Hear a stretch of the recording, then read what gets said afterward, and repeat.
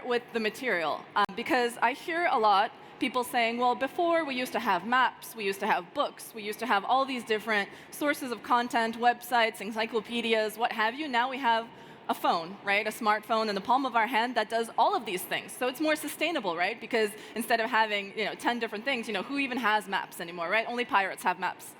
We only have phones in our hands, and so we might think that this is sustainable because it gives us access to all the information, but what we don't see is the cost of this dematerialization. And it's not only the environmental cost, but also the cost to our creativity and our mental capacity.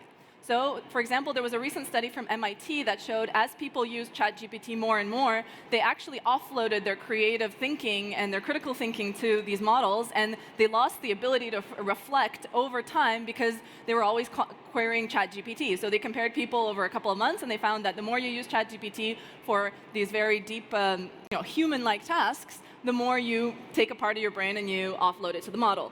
So it's definitely impacting the way we think, and of course it's impacting supply chains all over the world as we build more and more data centers, as we have critical minerals, we have human labor. There's a huge amount of human labor that goes into creating these models and this infrastructure, but we don't see any of this because it's all far away. The data centers are not the ones in the palm of our hand. What we have are the phones.